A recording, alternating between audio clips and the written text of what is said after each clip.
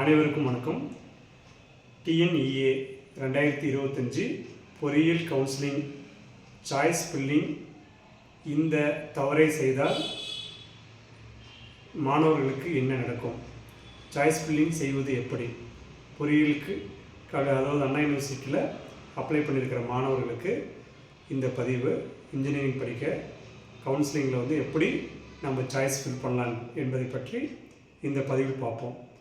தமிழ்நாடு பொறியியல் மாணவர்கள் சேர்க்கை 2025 சாய்ஸ் ஃபில்லிங் செய்ய வேண்டியவை என்ன, செய்யக்கூடாதவை என்ன என்பதை பற்றி இந்த பதிவில் பார்ப்போம்.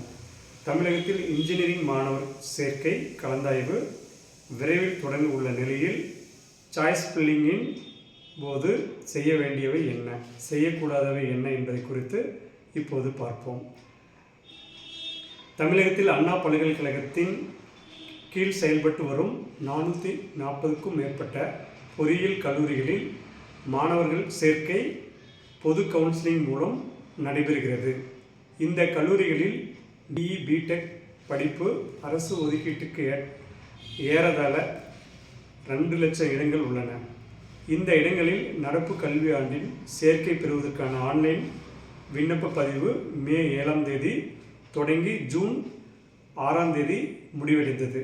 2.39 லட்சம் அதிகமான பொறியியல் படிக்க விண்ணப்பித்துள்ளனர்.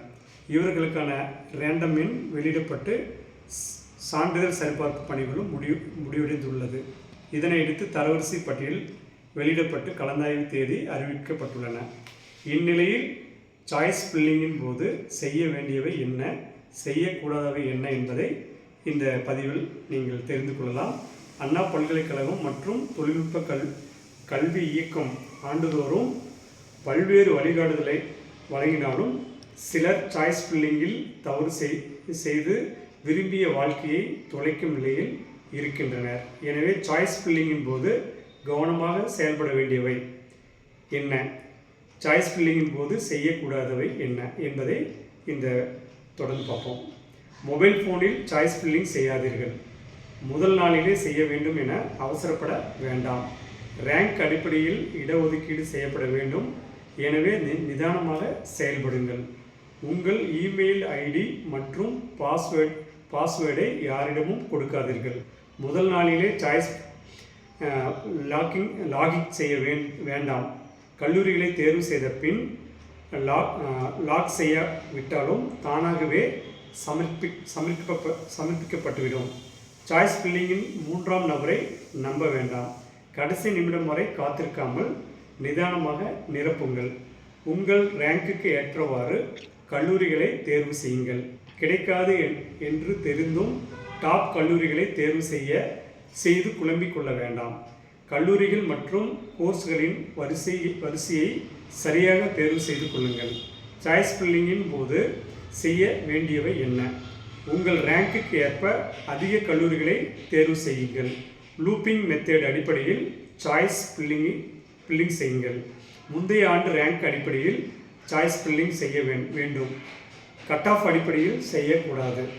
காலி இடங்கள் அடிப்படையில் சரியான